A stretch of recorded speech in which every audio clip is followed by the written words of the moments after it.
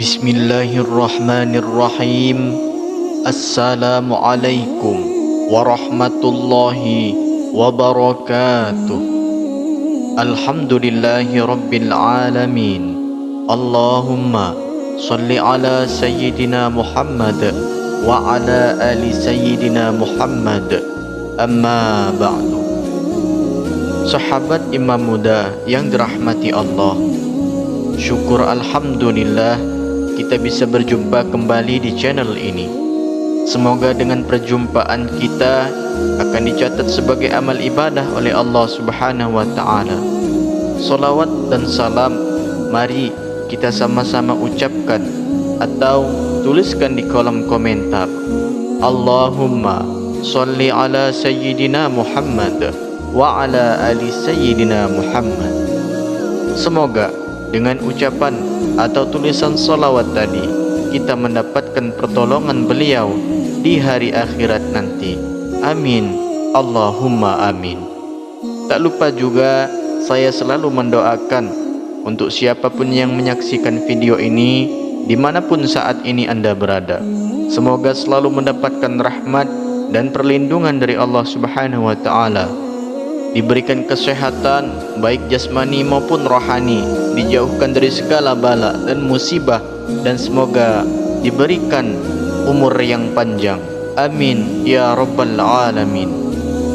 Sahabat Imam Muda yang dirahmati Allah Subhanahu wa taala, hari demi hari kita lewati, usia semakin bertambah, dan tanpa kita sadari kita mulai memasuki fase usia tua. Di usia ini hendaknya kita lebih banyak merenung dan memperbanyak kekal untuk kehidupan yang abadi, yakni akhirat kelak. Salah satu amalan yang sangat ringan tapi luar biasa dahsyat keutamaannya adalah membaca beberapa ayat Al-Quran setelah setiap salat fardu. Sahabat Imam Muda, tahukah Anda ada beberapa ayat suci yang jika dibaca setelah salat wajib atau fardu, maka dosa-dosa kita bahkan jika sebanyak buih di lautan akan diampuni oleh Allah Subhanahu wa taala, dan kelak disiapkan tempat yang istimewa di surganya Allah Subhanahu wa taala. Rasulullah sallallahu alaihi wasallam sendiri yang menjamin keutamaannya, maka jangan sia-siakan kesempatan ini. Namun sebelum kita bahas ayat-ayat tersebut, mohon kesediaannya untuk para sahabat untuk menekan tombol like, tombol jempolnya, subscribe, dan bagikan video ini kepada kerabat dan sahabat yang lain. Semoga menjadi amal jariah yang tak terputus untuk kita semua. Terima kasih, semoga Allah membalas kebaikan Anda. Mari kita juga tuliskan hajat, doa, cita-cita kita di kolom komentar untuk kita aminkan bersama-sama.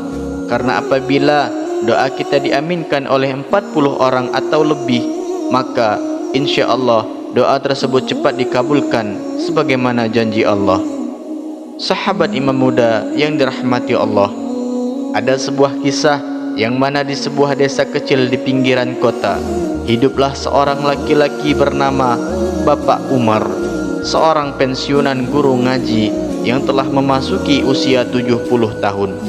Tubuhnya mulai renta, penglihatannya pun tak setajam dulu. Namun ada satu hal yang tak pernah ia tinggalkan sejak ia berumur 50 tahun, yaitu mengamalkan ayat-ayat pilihan setelah salat fardu. Anak-anak kampung sering melihat Pak Umar duduk di sudut masjid. Selepas salam, ia tidak langsung bangkit. Bibirnya bergerak perlahan membaca ayat-ayat amalan mustajab ini dengan penuh kekhusyuan. Lalu setelah itu ia lanjutkan dengan membaca beberapa zikir dan doa panjang kepada Allah. Suatu malam Pak Umar mengalami sakit keras. Ia dilarikan ke rumah sakit dan sempat tak sadarkan diri selama 3 hari. Dokter pun pesimis. Anak-anaknya mulai berkumpul bersiap untuk kemungkinan terburuk. Namun di hari ketiga sebuah keajaiban terjadi. Pak Umar tiba-tiba sadar dan tersenyum sambil berbisik, "Aku melihat cahaya putih yang sangat terang." dan ada suara yang mengatakan, engkau telah mengamalkan ayatku setiap selesai solat. Kini aku ampuni semua dosamu dan aku akan cukupkan hidupmu hingga waktumu tiba dalam husnul khotimah. Seisi ruangan terharu. Sejak saat itu, kesehatan Pak Umar justru membaik. Meski tak sekuat dulu, ia tetap ke masjid 5 waktu. Orang-orang kampung pun makin segan dan kagum padanya. Ia menjadi contoh nyata bahwa keistiqomahan dalam amalan sederhana bisa membawa rahmat besar dari Allah. Sebelum wafat, Pak Umar berpesan kepada anak-anaknya, jika aku telah tiada, jangan lupa baca ayat-ayat itu setiap selesai solat. Ayat-ayat itu bukan sekedar bacaan biasa, tapi kunci ampunan dan jalan menuju surga. Beberapa bulan kemudian, Pak Umar wafat dengan tenang di dalam malam Jumat setelah solat Isya dengan wajah tersenyum. Orang-orang menyaksikan wajahnya bercahaya dan harum semerbak memenuhi rumah. Sahabat, pelajaran dari kisah ini yang pertama, istiqomah dalam amalan kecil yang bisa menjadi asbab Allah turunkan kasih sayang dan perlindungannya. Yang kedua, membaca ayat-ayat pilihan setelah solat bukan hanya berpahala, tapi menjadi perisai ruhani dan sebab datangnya rahmat. Kemudian yang ketiga, amalan yang terus dilakukan selama puluhan tahun akan menjadi teman setia saat ajal menjemput. Lalu yang terakhir, Allah benar-benar menepati janjinya sebagaimana disebutkan dalam hadis, aku ampuni dosanya dan aku siapkan baginya tempat di surga. Dari kisah di atas, kita tentu menginginkan hal yang sama, meninggalkan dunia dalam hal kebahagiaan dan meninggalkan dunia dalam keadaan husnul khotimah. Dalam hadis yang diriwayatkan oleh At-Tabrani, Rasulullah SAW bersabda bahwa ketika ayat-ayat tersebut turun, mereka menggantung di arsy lalu berkata, wahai Tuhan kami, apakah kami akan diturunkan kepada kaum yang banyak berbuat dosa? Lalu Allah menjawab, demi keperkasaan dan keagunganku, siapa saja yang membacamu selesai solat fardu, aku ampuni semua dosanya dan aku siapkan baginya tempat di surga Firdaus. Aku pandang ia 70 kali setiap hari dengan pandangan kasih sayang, dan aku kabulkan 70 hajatnya setiap hari. Sahabat imam muda yang dirahmati Allah, adapun ayat yang dimaksud yang dianjurkan dibaca setelah salat fardu, yaitu yang pertama, membaca surah Al-Fatihah ayat 1 sampai dengan 7. Mari kita sama-sama membaca ayat tersebut. Bismillahirrahmanirrahim. Alhamdulillahi rabbil alamin. Ar-Rahmanir-Rahim. Maliki yaumiddin. Iyyaka na'budu wa iyyaka nasta'in. Ihdinas siratal mustaqim.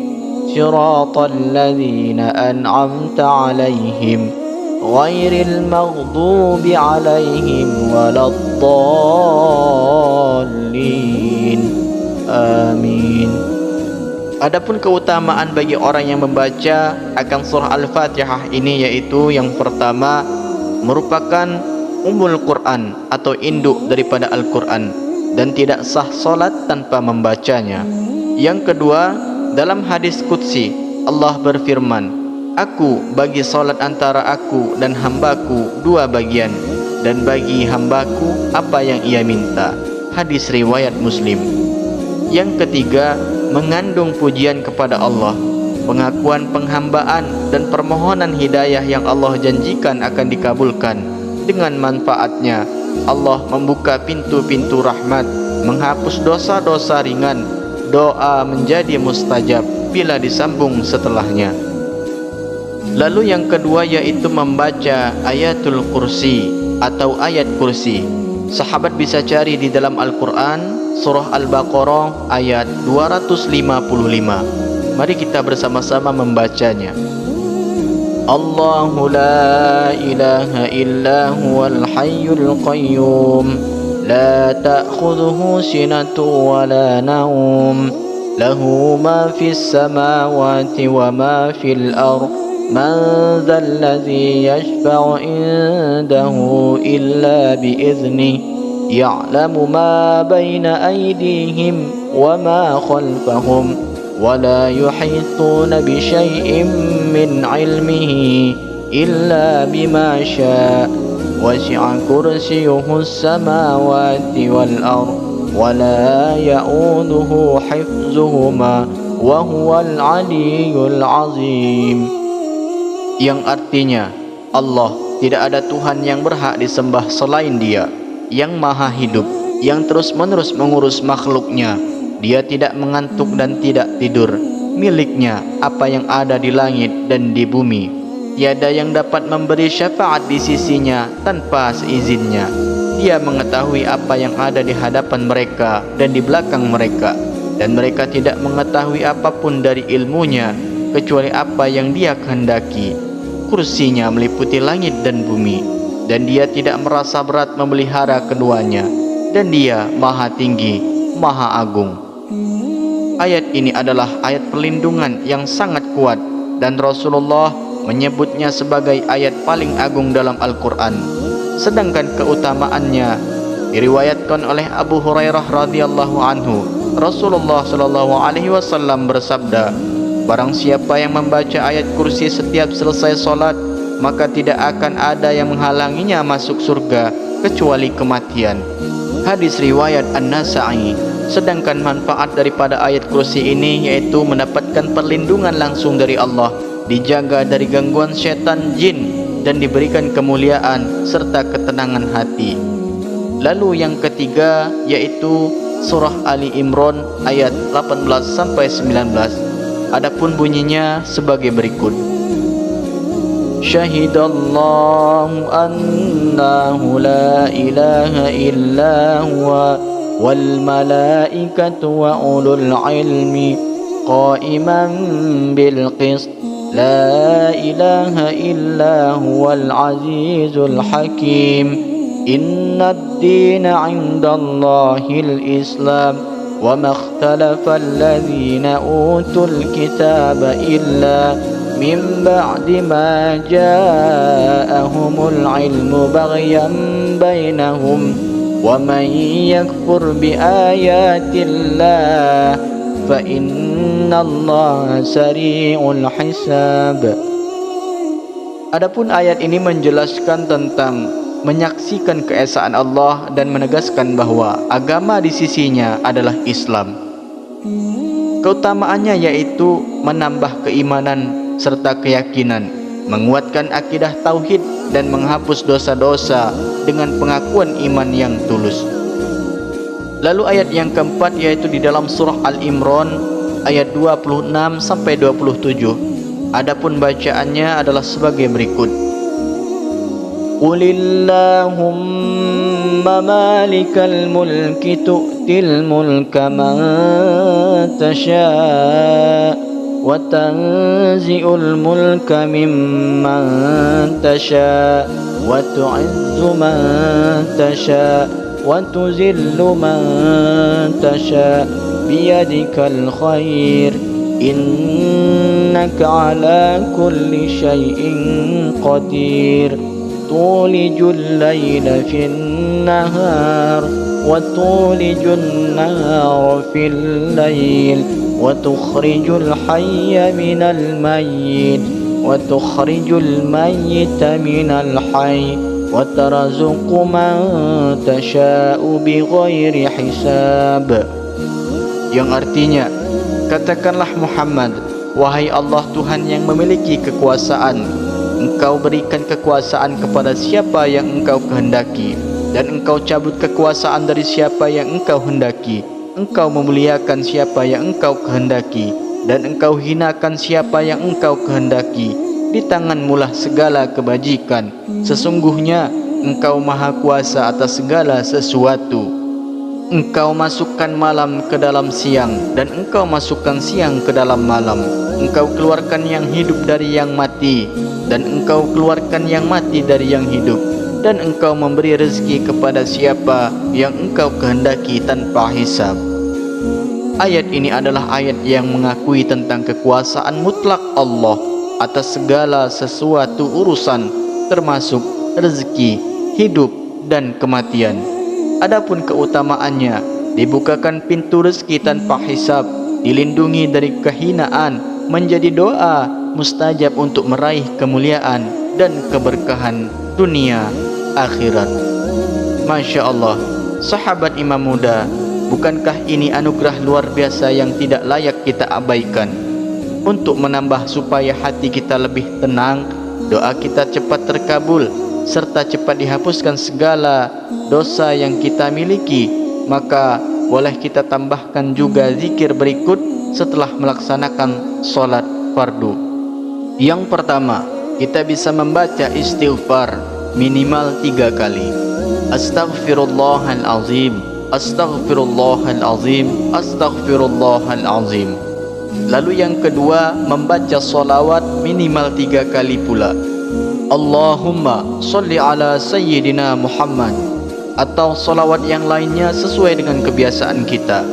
Lalu yang ketiga yaitu zikir tahlil, La ilaha illallah, La ilaha illallah. Bacalah minimal 10 kali, lebih dari itu maka lebih baik, karena zikir ini paling utama.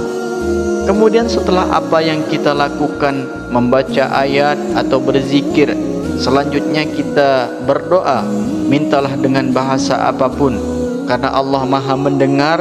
Jangan ragu untuk mengadahkan kedua tangan para sahabat, karena doa adalah ibadah yang sangat dicintai oleh Allah. Jangan sampai kita termasuk orang yang sombong, yang enggan berdoa dan enggan meminta kepadanya.